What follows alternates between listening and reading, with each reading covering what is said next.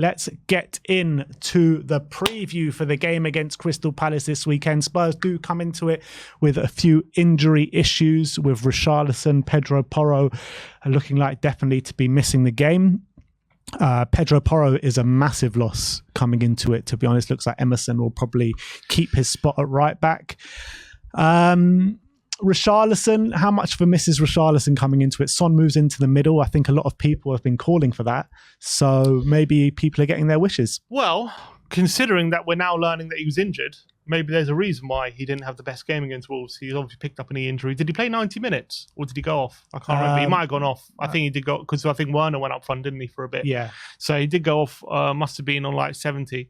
But clearly we're now seeing maybe there was a reason for that. He didn't have a great game. And that was like before, when a lot of people criticised Richarlison not really realising an injury. So clearly as similar to that. But look, we are going to put Son up front, looks like this game. I don't know if that's going to be the benefit of him or the team in terms of this kind of game, because we know Palace like to play a back three. Glasner's now in his second game. They beat Burnley 3-0. Good result, but at 0-0, they were the better team, but they weren't creating the good quality chances they did after Burnley went down to 10 men. And look, Glasner's a good manager. He did a brilliant job at Frankfurt. It's going to be a different kind of Palace. They're going to be full of energy. They're going to be aggressive. They're going to be, I wouldn't say on the front foot because he's still fairly pragmatic, but it's going to be very, very different to how they were under Roy. And they're going to be much more of a proactive team rather than just sitting back and waiting to be beaten like they were under Roy. So I'm expecting a very difficult game. But what I think does play into our hands is, as much as they're going to be changing it up, Eze will be back, but as Glasner's saying, but I don't think they have the players yet who's perfect for that kind of the way Glasner wants to play. Yeah. They did look okay against Burnley when it was 11-on-11, but they did, like you say, come alive when that man got sent off and then they started ripping them apart.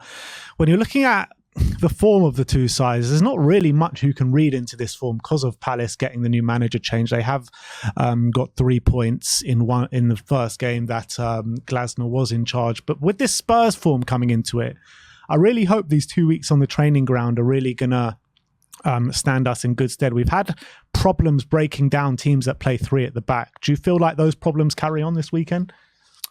Probably.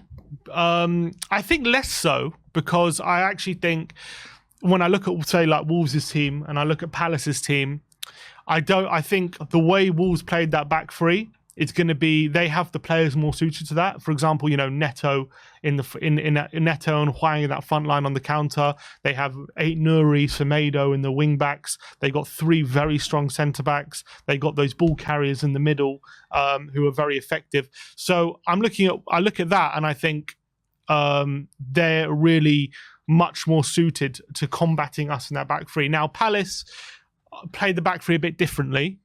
We've only seen it one game, but I'm looking at the profile of their players. I don't think, first of all, they're as good. And I don't think they're going to have there's much threat on the counter. It says here, I think Eze will be fit, so I do think he's going to play probably on the left instead of Edouard. But obviously, Ayu's there. I don't think he's anywhere near as good as like someone like Hwang or Neto. Mateta, he's actually a bit of a physical threat, Mateta, and he does cause a lot of chaos, which Man City found out when they played Palace. But I don't think he's got that much pace. Lerma and Wharton are doing okay, but I don't think they're as good at ball carrying as people like Lamina and João Gomez are. But what they're really good at, those two midfielders, is breaking up the play and disrupting maybe what we're trying to do with our trying to fluid play, bring it out the back, playing out the back, and we're going to have to combat that because I've been really impressed with Wharton since he's joined Crystal Palace. And Jefferson Lerma, you know what you're going to get with him. You're going to get a player going at 1,000,000 miles per hour, fouls all the time. He's probably going to pick up a booking, but it's definitely going to be hard to play through them. Yeah, I think it will be. And I think whereas I felt like with Wolves, their kind of three at the back is more of a 3-4-3. Palace's is probably going to be more of a 5-2-3 kind of. Like, it's going to be more because I feel like Mitchell and Munoz, Munoz, who's obviously started playing recently, he's looked quite decent at right wing back. Mitchell's a good player. Don't get me wrong. I like Tyrick Mitchell. I do think he's more of a left back than a wing back. I don't see him being a wing back who's like that great going forward. I see him like he's like more of like a Reguilon type of player. You know, he's not like I feel like Ait-Nouri is much better at dribbling, getting forward, being a bit of a nuisance. Mitchell's much more of a defensive left back, I feel. So I do feel like they're going to be very strong defensively. Glasner's going to be having them being very proactive, very compact, very organised. But I do feel like they'll be easier to deal with on the breakaway in the transition. So what that could lead to is Palace being penned in a bit more, whereas Wolves were able to get out and able to threaten us on the counter. I see less of that from Palace, but it's not to say they're not going to be a threat, because I do think they're going to be a threat. And also they're riding a bit of a wave at the moment. New manager, everything's very positive at the moment. Everything's probably looking great for them. Like this cloud has been lifted in terms of they actually see a future at Palace. There's, you know, Roy was very set in his ways, very old school. Glasner's giving fresh ideas, fresh approach to things. And there's just a new feel around Palace now. And that is probably the more worrying thing in compared to looking at how they're going to play and how they're going to set up and the players they're going to have. I look at their team and how they're going to set up, and I think even though we struggle against back threes, that team is beatable. I don't think they got the perfect profiles in their teams for what Glasner wants. For example, when Glasner was at Frankfurt, right, he had Kostic on that left wing back. He didn't have Mitchell. Mitchell's nowhere near a Kostic in terms of what he can offer in the final third. They had players like Kamada, they had Lundstrom, they had Mwani up front.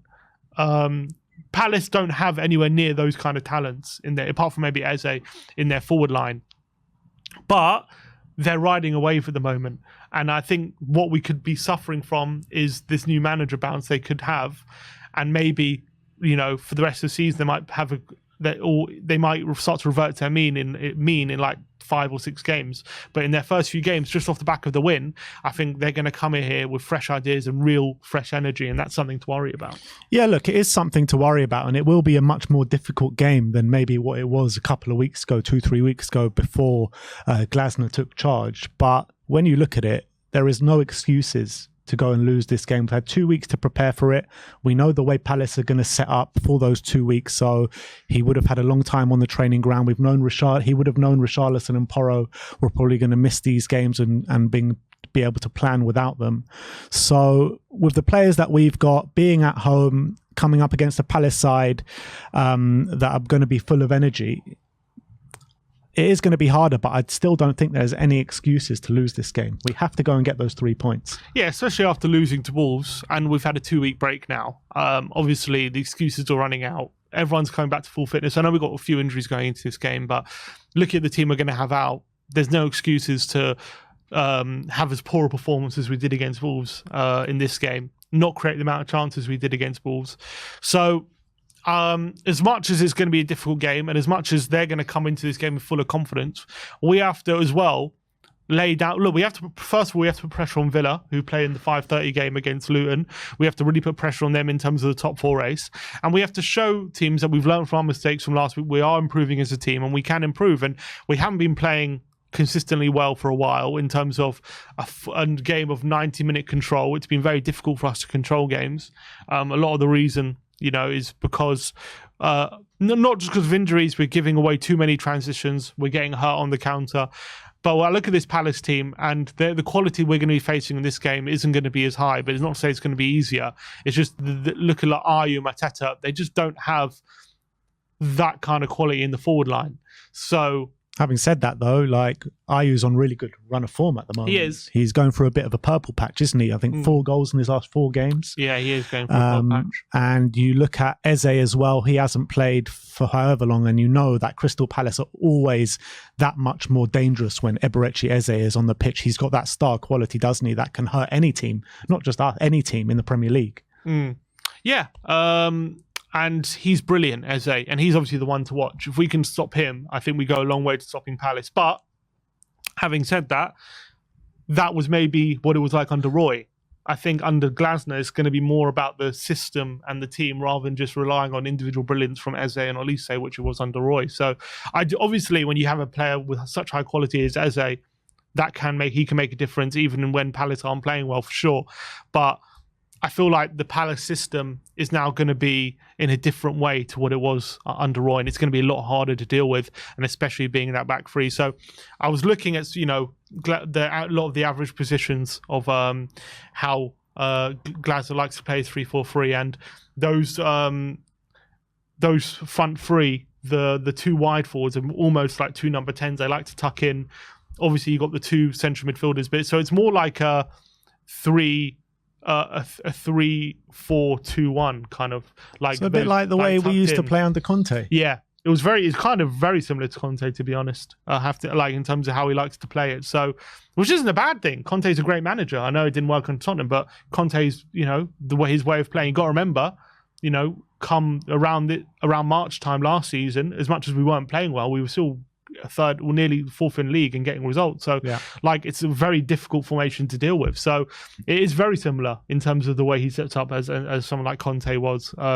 They have their new very nuanced differences, but Glasner, in terms of just in general how it's set up, is very similar to Conte. So I can see it being difficult for us to deal with, but if we can basically play the ball very quickly, if we can get that out of that numerical advantage in the centre, making sure that Wharton and Lerma not allowing them to break up play enough. If we can make sure Eze is not getting too involved in the play, and we can make sure that we're picking the ball up in between the lines and stretching their back line, I think that the game will be there. We just need to get Son as many chances as possible, and that will make the difference.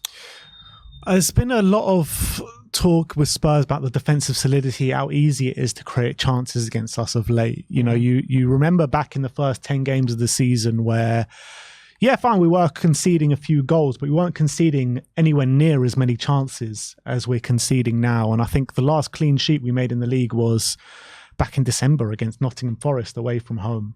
It's actually the opposite. We were still conceding chances, but we weren't actually conceding many goals. Well, we were going through those games saying like, Vicario's hardly had to do anything this game, in the first 10 games of the season. We only conceded 9 goals in the first 10 games. Yeah. But I'm saying that's still quite a few goals, but not that many chances. I don't think we were conceding in those first 10 games, because I remember a lot of the times in the player ratings we were like, all right, Vicario did well today, but he didn't actually have that much to do. So why are we conceding so many chances now? What do we need to do to maybe stop that? It's simple, or not simple, it's hard, but but it's simple. Why? I'm saying it's because we're not as good right now at controlling the game. So it means when we're on the ball, we were very good at controlling the game and keeping possession, progressing the ball while keeping the ball in those first 10 games. And when we were hitting, we were very good at penning the opposition in, and that meant that when they tried to transition us, we were rushing them into long passes and rushed attacks, which meant that Romero and Van de Ven could sweep up and stop those attack at source, basically. Now, their midfield is in the same dynamic for one reason or another. I know we had the game against Wolves with the same midfield, but that was the first time we've seen it since the first 10 games.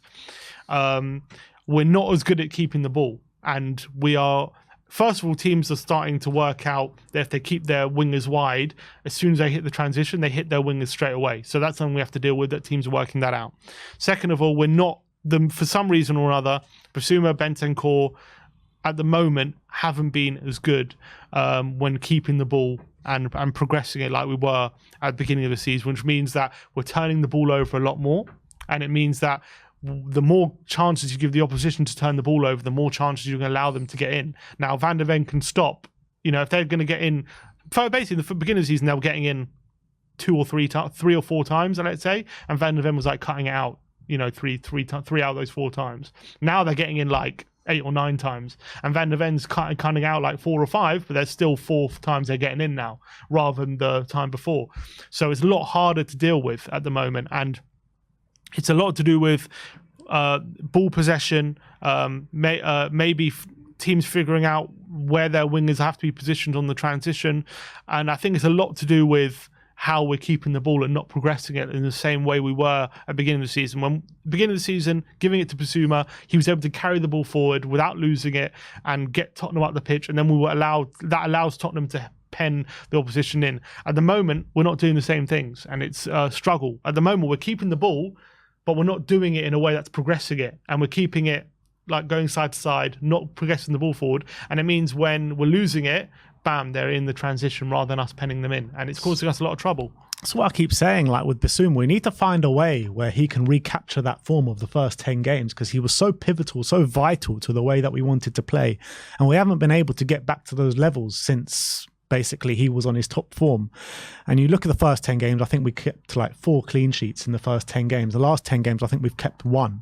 And I think that's a very telling stat, to be honest. But you look at the head-to-head between these two clubs, we are on a very good run of form against them. 4 wins in a row, only 1 goal conceded in those 4 games as well. The last game that we did lose was Nuno's first loss as a Spurs manager, when we lost 3-0 to Crystal Palace. I mean, again, though, you can't really take too much from that, can you?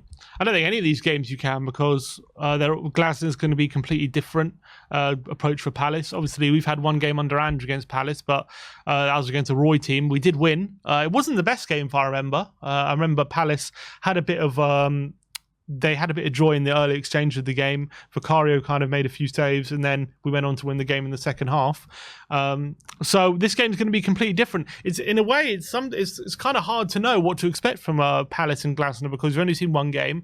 In that game, Burnley got a man sent off, so it's difficult to make too many judgments on that specific performance and kind of input it in. We don't know how that's going to correlate or translate into a game against a high quality team like Tottenham. Will it work or will it not? It's hard to know. So obviously we've got a great record against Palace, but this is a different kind of game, and it's hard to know what to expect. Yeah, do you think with Sonny moving back into the middle this weekend, will that be a good thing for us? I mean, hopefully it'll be reignite that partnership that Maddison and Sonny did have in the earlier stage of the season. Yeah, I hope so. I don't think necessarily it's going to be to our benefit in terms of, are we better off having Son there than Richarlison, who is a fully fit Richarlison? I'll probably say no. I'll probably say in this kind of game, you probably want Richarlison in there, just because if Palace do get into that mode where they're in a low block, it's going to be very difficult to break him down if we don't have a threat who's good at attacking crosses like Richarlison.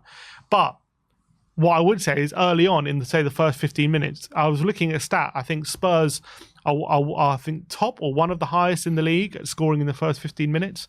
And that's very important in a game like this, to shake a team like Palace out of their rhythm, because if you allow them to settle in the game and get organised and get into their rhythm, they become very hard to break down. However, if you hit them very early, create a few chances, get a goal in the first 50 minutes, that completely disrupts their game plan and it gets them all disjointed. And I do think Son, in a weird way, is more capable of making that kind of impact early. So it's kind of like we're better off having him in that period, where if we can get some very quick exchanges going, and if we can get Son in behind once or twice in that opening period, then it would be to our benefit. But if we don't take advantage of that period, like we haven't done recently, we've kind of started games early but not take advantage of that moment, and then we allow Palace to get settled, then all of a sudden it's going to switch to we're better off having Richarlison. So it kind of depends if he scores early or not. Yeah, I think like if he does get the chance, if we can create the chances for him, we know he'll gobble them up. That's the quality of the player and how much of a clinical finisher he is. But in terms of that starting lineup, who would be the best? I mean, we'll get into the predicted lineup in a minute, but who do you think would be the best to maybe combat that? Do you think Bissouma has to play in that number 6? Do you think Werner has to play at that left wing? I mean, we don't really have too much options, do we, for the left wing? Yeah, I think we probably keep the midfield the same as last week. I know it didn't quite work, but I do think I think I'd be tempted in a weird way to go Maddison next to a Lo Celso or Kulusevski in this kind of game, because it just makes it more difficult for Palace to deal with the attacking options. But I would understand if Ange feels like, does that leave us too exposed? Can we really justify dropping Sarr right now when he's probably our most informed midfielder? Probably not. So I don't expect to see it, but I would be tempted to play that, because I feel like when you've got a team like Palace who are going to come and play a back 5, the best way to combat that is just get another offensive player in there who gives them something else to think about, who when they get into the final third will have something up their sleeve, like a through ball, a long shot, something like that. Which I love Sarr. I think he's a brilliant midfielder. He's just not the guy you want to pick the lock in a perfect world. I know he can do it. in moments, but I don't think he's a guy who on the edge of the box you would rather Sarr than a Lo Celso or Kulusevski in that kind of position. So I'd be tempted to go with 2 attacking mids, but I think I understand it. I think he's going to start off the game probably with Sarr in the middle. On the left, obviously Solomon's still out, which is really bad for him, unfortunately. So Werner has to be the guy on the left, and I need to see more from him. Do you think there's a case maybe to start Kulusevski on the left and Johnson on the right? Yeah, there's a case for it. Just because Werner last few games hasn't quite cut it. Kulusevski in his few roles on the left-hand side has looked fairly bright. I think he only played there once, actually. It was against Newcastle. He looked fairly bright, and he can maybe create chances. I would say it would be more worth, in a weird way, it's actually more worth having Kulusevski there if Richarlison was fit. Now that Werner's fit, now Richarlison's not fit and it's going to be Son, I think it's probably best just to keep Werner there, because I think Werner is more likely to be getting those low balls across the face than maybe Kulusevski is. But I think I would like to see it experimented. I would like to see Kulusevski start there just to see what it's like. But there's a reason why he tends not to pick him there, I guess. Yeah, I kind of feel like Kulusevski will have a lot more quality in his end product from crossing, even from the left-hand side, even with those low-driven balls. I mean, Werner has just frustrated me so much since he's joined the club. I mean, we saw an initial couple of good games. He got a couple of assists right at the beginning. But since then, the Everton game comes to mind. The home game against, who was it, comes to mind. I can't remember who it was against. Maybe? Brighton, yeah. Where he was just getting the ball. He was beating his man. And then every time he beats his man, he just does nothing with it. One thing is quite interesting to consider, which I haven't considered. We've all assumed that Son is going to go up front, right? But cast your mind back to when Rishi went off injured. He put Werner up front initially, and then Son didn't last for too long, though. Didn't last for too long, but that was his initial thing to do. That was his initial thought, to put Werner up front. Now, why was that his initial thought? And is that something maybe he's considering doing, maybe going into this game? I think if he would have kept him there for the rest of the game, then yes, I would have thought maybe. But because he switched it up so soon, I felt like maybe he thought it was the wrong move, and maybe he corrected it pretty soon after Werner went up front, because it literally lasted only about 5 minutes. Yeah.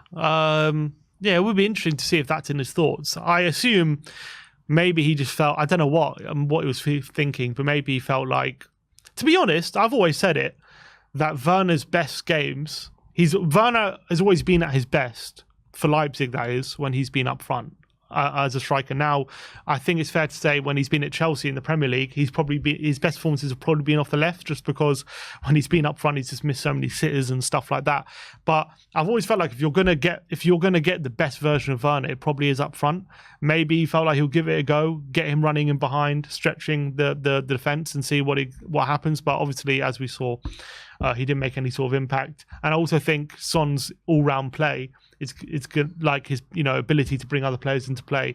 That's obviously a lot stronger than Werner's. Like his ability with his back to goal, even though Son's his ability with his back to goal isn't amazing, it's still going to be better than someone like Werner. So it will be interesting if he does start up front, what that looks like. But I do expect Son obviously to go in the forward line. Yeah, definitely. And Jory with the members chat says, as good as Rishi has been, Son is better. Kuti and Van de Ven will have to provide the heading goals. We need one-touch fast football this game and more in-game management. And that's exactly what I want to see. Fast one-touch football. Against Wolves, it was just way too slow, just passing in that kind of U shape on the cross on the edge of the area. And we need to be more incisive. We need to be more clinical. And we need to be a lot more faster in our gameplay if we're going to go and win this game. I think Son will definitely help with that, playing quicker. As much as I think I've given praise for Richarlison for his all-round game improving, it's improved. Don't get me wrong, but he's still not very good. His layoffs have improved and they're getting more accurate, but they're still not very quick. Yeah. They're more accurate, but he still has to take a touch. He has to, lay off. Son can do a lot quicker. The football can be a lot more fluid with Son there. So that will definitely help. But we just have to make sure we're not allowing Palace to get into that settled mode where they're, deep in their own penalty area, like Wolves did. We allowed them to get in that settled mode, and that's when we fell into trouble. So we have to make sure we come flying out the blocks and we take advantage of those early moments. Yeah, an early goal will definitely help us massively in this game. Will force Crystal Palace to come out that little bit more to try and hurt us. But that is the match preview. What is your score prediction? I am going to go. I'm going to go 2-1. I do think Palace will probably get some joy on the counter. I don't think they're going to be as much of a threat as Wolves were, but I do see them being some sort of a threat with the back three. I'm just banking on the fact that we're going to have more quality than them. We're going to be out there to lay down a marker that we can, get back to the football we were trying to play first half of the season, and hopefully this 2-week break would have done us well in terms of just regrouping, and after a poor display and result last time out, we're going to come in here with new energy. So I don't think it'll be easy, but I do see us just scraping the win 2-1. Yeah, I'm going to go for 3-2. That's what I said in my pre-match predictions on the ball, and I think that it's going to be an incredibly difficult game. They're going to come into it full of confidence, a new lease of life under Oliver Glasner. We'll have to really watch out for Eberechi Eze. I think he can hurt, like I said, any team, never mind Spurs. And I do think we're going to concede a couple of goals on the day, but hopefully with Son up front with the clinical edge, I believe that we will be able to score at least just one goal more than them and take home the 3 points. And like I said, there's just no excuses to lose this game. We lost against Wolves, and I don't think there was an excuse to lose that game either, to be honest. But with 2 weeks on the training ground now, Ange have had to come up with a real plan to hurt this Crystal Palace side and to hurt a team that plays through at the back. So I'm going to go 3-2. Sim is going for 2-1. Let me know your score predictions in the comment section below.